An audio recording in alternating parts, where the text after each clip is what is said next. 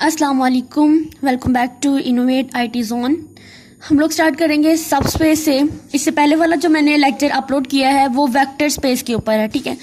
तो सब स्पेस के लिए मैं क्या चीज़ें ज़रूरी है जो हम लोगों ने वेक्टर स्पेस के अंदर पढ़ी हैं। अब वेक्टर स्पेस के अंदर तो आप लोगों ने उसके जो एक्सियम्स थे, उसकी जो प्रॉपर्टीज़ थी, तकरीबन 10 थी या ऐसे, तो आप लोगों ने उनको अच्छे से याद कर लेना है। अब सब स्पेस क्या होता है आपको सबसे याद हो रहा होगा। देखो मैं सिंपल तरीके से समझाती हूँ। लिखा हुआ है सब्स और ये लिखा हुआ है स्पेस। एक थी वेक्टर स्पेस, तो स्पेस में से ही हम लोगों ने जो पार्ट निकालना है, फॉर एग्जाम्पल ये एक स्पेस है और इसमें से मैंने थोड़ा सा पार्ट निकाला है, तो ये क्या हुआ, ये इसका सब हो गया और ये क्या होगी, ये स्पेस हो गई, ठीक है। इस तरह आप लोगों ने समझ लेना। जैसे एक रियल वर्ल्ड एग्जांपल दूं आपको, आप लोगों ने 500 चाहिए कोई चीज़ खरीदने के लिए, नहीं वो 500 की है लेकिन आपको एक्स्ट्रा पैसे मिल रहे हैं, जैसे आपको 2000 मिल गया उसके, ठीक है, 3000 मिल गया, तो आपके पास क्या हुई, वो 2000 वो 3000 या वो 1000 जो थे वो आपके पास वेक्टर स्पेस है, और उसमें जो 500 आपने खर्च करने हैं वो क्या होंगे, वो सब स्पेस होंगे। लेकिन प्रॉब्लम कहाँ पे आती है, अगर आपको 500 चाहिए लेकिन आपको 200 मिल जाते हैं यहाँ पे, ठीक है। तो इसको आप लोगों ने इस एग्जांपल को याद रखना। Subset W of a vector space V is said to be a subspace of a V if W is itself a vector space. यानी कि हमारे पास जो है V क्या है, V वेक्टर स्पेस है और उसमें से जो W है वो हम लोगों ने लेना है एज अ सब स्पेस। तो यहाँ पर जो W है ये इटसेल्फ भी वेक्टर स्पेस होना चाहिए, और W इटसेल्फ वेक्टर स्पेस कब होता है, जब वो दो कंडीशंस को सेटिस्फाई करता है। उसकी दो कंडीशन कौन सी हैं, सबसे पहली आ जाती है कि हमारे पास क्लोजर ला यानी W1 प्लस W2 इन दोनों को ऐड करने से आए, और दूसरी आ जाती है कि जब हम लोग इनका स्केलर मल्टीप्लिकेशन लेते हैं, यानी हमारे पास जो है वो A इंटू W आ जाए। तो ये जो A है यहाँ पर K भी ले सकते हैं, B C कुछ भी ले सकते हैं, लेकिन यहाँ पर स्केलर आने चाहिए, ठीक है। अब हमारे पास ये W1 और W2 है, ये बिलोंग करने चाहिए W वेक्टर के साथ, और ये वाला W है ये बिलोंग करना चाहिए हमारे पास जो हमारा वेक्टर स्पेस है V उसके साथ, ठीक है। और यहाँ पर इसी तरह जो हमारा स्केलर है वो बिलोंग करना चाहिए F के साथ यानी फील्ड के साथ, और जो W होता है स्मॉल वाला, ये वाला जो मल्टीप्लिकेशन के लिए है, ये वेक्टर के एलिमेंट्स हैं बेसिकली। तो ये हमारे पास W यानी बड़े वाला जो W होता है उसके साथ बिलोंग करना चाहिए। अब इसका एक प्रूफ भी होता है, लेकिन इस प्रूफ में मैंने ये जो प्रूफ में बातें हैं वही बता दी है कि हम लोगों ने सिर्फ इन कंडीशन को सेटिस्फाई करना होता है। इन कंडीशन को अगर हम सेटिस्फाई करेंगे तो वो क्या होगा, वो हमारा सब स्पेस हो जाएगा, ठीक है। इसके क्वेश्चन भी इसी तरह से आते हैं कि हमें कहा जाता है कि आपने सब स्पेस जो है वो फाइंड करनी है, लेकिन सब स्पेस कैसे गिवन होगी कि हमारे पास जो है वो W1 W2 गिवन होगा, ठीक है। यानी ये एक W वेक्टर है, उसके एलिमेंट्स हैं, ठीक है। जैसे देखिए मेरे पास ये W है, इसके एलिमेंट है W1 W2, ठीक है। तो ये हमारे पास गिवन होंगे, फिर हमने इन पर ये दो कंडीशन अप्लाई कर देनी है तो हमें पता चल जाएगा ये सब स्पेस है। लेकिन हमें एक और बात सेटिस्फाई करनी होती है कि ये जो W है ये इटसेल्फ भी हमारे पास क्या होना चाहिए, एक वेक्टर स्पेस होना चाहिए। तो इसके लिए हमें वो 10 प्रॉपर्टीज जो है ना वो होल्ड करना पड़ेंगी इस चीज के लिए, ठीक है। ये बात याद होगी। अब इसको बस इतना ही रहने दीजिए, ठीक है। यही बस पॉइंट्स याद रखें तो आपका क्वेश्चन हो जाएगा। इसके बाद हम देखेंगे लीनियर कॉम्बिनेशन हमारे पास क्या होता है। A vector W is said to be the linear combination of vectors V1, V2, VR if it can be written as W is equal to K V1 plus KT V2 KR। यानी यहाँ पर देखें हमारे पास जो है एक vector जो है वो लीनियर कॉम्बिनेशन कब होता है, जब हमारे पास जो है ये V1 V2 VR वेक्टर हों और इनको हम लोग जो है वो एक पूरा सोल्यूशन सेट बनाते हैं हम लोग इसका।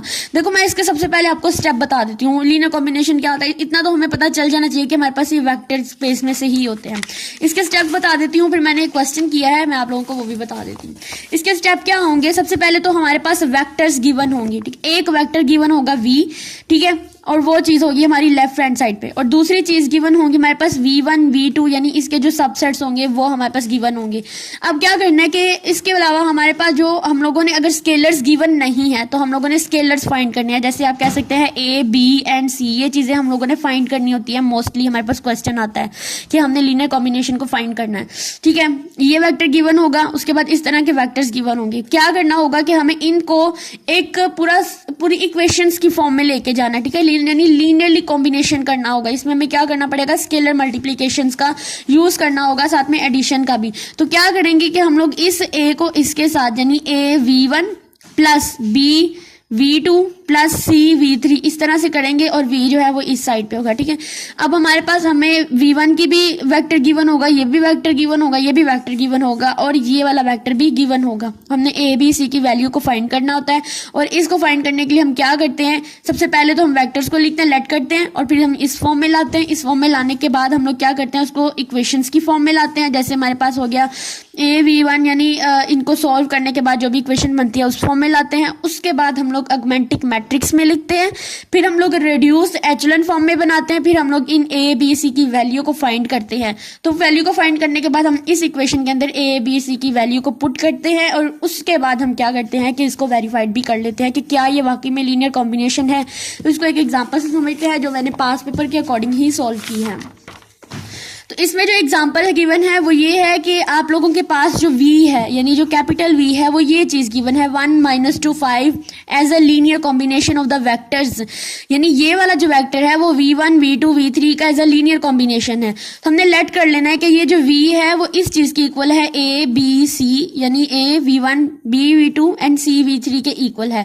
तो यहाँ पर जो A B C हमारे पास स्केलर्स है। अब याद रखें इस क्वेश्चन के अंदर हमें कहीं भी स्केलर्स गिवन नहीं होते। अगर स्केलर गिवन होते तो हमें पूरा लंबा प्रोसेस करने की जरूरत नहीं थी, हम सिंपल इनके अंदर स्केलर्स के साथ मल्टीप्लाई करते और हमारे पास वैल्यू आ जानी थी, ठीक है।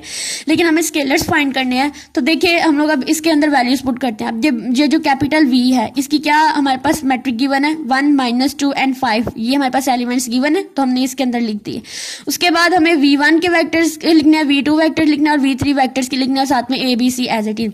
उसके बाद हमें क्या करना है, ये वाला तो लेफ्ट हैंड साइड वाला एज इट इज चलता रहेगा। फिर हमने इस A को B को C को अंदर में एक दूसरे के साथ मल्टीप्लाई करा देना है। मल्टीप्लाई करने के बाद हमने इनका एडिशन लेना है। और एडिशन कैसे लेते हैं वेक्टर्स का कि A B और C यानी जो पहले वाले हैं उनको हम एडिशन लेते हैं, फिर हमने सेकंड वालों को प्लस करना है और फिर थर्ड वालों को हमने प्लस करना है। तो वो कुछ इस फॉर्म में आ जाएगा, यानी A + B + 2C, फिर इसको लेंगे A + 2B + -C, फिर आ जाएगा A + 3B + C, ठीक है, इस फॉर्म में आ गया। उसके बाद हम क्या करते हैं कि इसको इक्वेशंस की फॉर्म में लिखते हैं। अब इक्वेशन की फॉर्म में कैसे लिखते हैं कि यहाँ पर ये जो पार्ट था यानी A + 2B + 2C ये हमारे पास किसके इक्वल होगा, इसके हिसाब से हम लोगों ने लिखना है, यानी 1 के इक्वल होगा। ये जो सेकंड वाला पार्ट है ये इसके सेकंड एलिमेंट के साथ होगा और ये जो थर्ड वाला है ये इसके थर्ड वाले के साथ इक्वल होगा। अब हमने इसको इक्वेशन में लिख लिया। इसको सोल्व करने के लिए हम लोग सिंपल इनमें सिंपल हम लोग इसको प्लस माइनस कर सकते थे इक्वेशन 1 में, लेकिन ऑगमेंटिक मैट्रिक्स में कन्वर्ट करना ये ज्यादा ईजी हो जाता है क्योंकि बहुत सिंपल है। इसको हमने ऑगमेंटिक मैट्रिक्स के अंदर कन्वर्ट करना है। इसके ऊपर हमने रो एडिशन जो है यानी रो ऑपरेशन जो है वो अप्लाई करने हैं। और रो ऑपरेशन अप्लाई किस तरह से करने हैं कि हमारे पास जो है इस 1 के नीचे भी 0 आए, इस चीज को हमने 1 बनाना है और इसके नीचे वाले को भी 0 बनाना होता है, ठीक है। आप चाहे तो इसको रिड्यूस एचलन फॉर्म में भी लिख सकते हैं जिसमें हमें इस चीज को भी 0 बनाना होता है, इसको भी और इसको भी, लेकिन मुझे ज्यादा एचलन फॉर्म में ही कन्वर्ट करना पसंद है, ठीक है। अब एचलन फॉर्म में कन्वर्ट करने के बाद आप इसको इस फॉर्म में लिख सकते हैं, लेकिन ये एक्स्ट्रा स्टेप है, इसको नहीं करना। उसके बाद हम लोगों ने इनको यानी ये जो अब हमारे पास ऑगमेंटिक मैट्रिक्स आ गया इसको हमने अब सोल्यूशन फॉर्म में लिखना है, सोल्यूशन सिस्टम ऑफ सोल्यूशन में लिखना है। तो कैसे लिखेंगे ये देखिए, इसको हम अब स्केलर्स के साथ लिखेंगे। A + B + 2 यानी इक्वेशन की फॉर्म में लिख लिया। ये हमारे पास इक्वेशन 1 है, ये हमारे पास इक्वेशन 2 है, ये हमारे पास इक्वेशन 3 है। अब देखिए इक्वेशन 3 की वैल्यू तो ऑलरेडी हमें पता चल गई है कि C की वैल्यू क्या है 2 है। अब इसी को हम लोग इक्वेशन 2 के अंदर पुट करेंगे और B की वैल्यू निकाल लेंगे। फिर हमारे पास C और B दोनों की वैल्यू जो है वो निकल चुकी है। अब हमने क्या करना है, B और C की वैल्यू को 1 के अंदर पुट करके A की वैल्यू भी निकाल लेनी जो कि 6 आई है, ठीक है। A B C की वैल्यू निकल गई। उसके बाद हम लोगों ने क्या करना है, इन वैल्यूज को पुट कर देना है अपनी इस वाली इक्वेशन के अंदर जो हम लोगों ने इससे पहले जब हम लोगों ने मतलब लीनियर कॉम्बिनेशन बनाना था तब हमने किया। और यहाँ तक हमारा क्वेश्चन जो होता है वो सोल्व हो जाता है, हमारे लीनियर कॉम्बिनेशन निकल लेते हैं। लेकिन हमें वेरिफिकेशन करनी, ये लाजमी नहीं होती वेरीफाइड करना, लेकिन मैं आपको करके दिखा देती हूँ कि हम वेरिफिकेशन करते हैं कि क्या वाकई ये लीनियर कॉम्बिनेशन है। तो हम क्या करेंगे कि इन सब को यानी ये जो हमने वैल्यूज पुट की हैं इन सबको अब आपस में हम लोग इसके ऊपर स्केलर मल्टीप्लिकेशन हो यानी इन सबको हम ऐड करेंगे, मल्टीप्लाई करेंगे। उसके बाद हमने देखना है कि क्या वो इस चीज के इक्वल आ रहा है। तो देखिए हमने सारा सॉल्व किया है और ये बिल्कुल इसके इक्वल आ रहा है। तो इसका मतलब क्या हुआ कि ये हमारे पास हो चुका है वेरीफाइड। तो आप लोगों का ये लीनियर कॉम्बिनेशन वाला था और इससे पहले सबस्पेस के बारे में बताया। अपने जस्ट स्टेप्स को याद रखना है, स्टेप को याद रखने के बाद आपका क्वेश्चन बहुत आसान हो जाता है, ठीक है। चाहे लीनियर कॉम्बिनेशन का कोई भी क्वेश्चन आ जाए और हमारे सबस्पेस का कोई भी क्वेश्चन आ जाए, आपने सिर्फ उन बातों को याद रखना है, नोट डाउन कर लीजिए, तो देन आप लोगों के लिए बहुत ईजी हो जाएगा। और अब हम नेक्स्ट करेंगे स्पैनिंग वाला। लेकिन कुछ लोग सोच रहे हैं कि हम लोग की तैयारी नहीं हो पाएगी, मेरे पास टाइम थोड़ा, लेकिन आई प्रॉमिस कि ये हम जो है अपना ये पूरा सिलेबस जो है ना वो कवर कर लेंगे 13 से पहले, ठीक है। यानी हम लोग जो है इसका कवर आहिस्ता आहिस्ता ही करेंगे। बस मैं सारे पास पेपर वाले ही टॉपिक्स करवा रही हूँ। इसके बाद हम लोग जब हमारे ये कंप्लीट हो जाएंगे, इंशाल्लाह कल परसों तक कंप्लीट हो जाएंगे, फिर हम लोग क्या करेंगे कि हम लोग अपनी आउटलाइन के अकॉर्डिंग देखेंगे, उसके अकॉर्डिंग देखेंगे कि हमारे कौन कौन से टॉपिक्स रह गए हैं, ठीक है। क्योंकि न्यू आउटलाइन है तो इसके अकॉर्डिंग तो हमें देखना पड़ेगा, और पुरानी आउटलाइन वाले तो सारे कवर हो जाएंगे। फिर क्या करना है कि उस न्यू आउटलाइन में से हम लोग जो टॉपिक्स रह जाएंगे उसको सिर्फ उनके स्टेप्स बता दूंगी, आप लोगों को उसको सॉल्व कर लेना।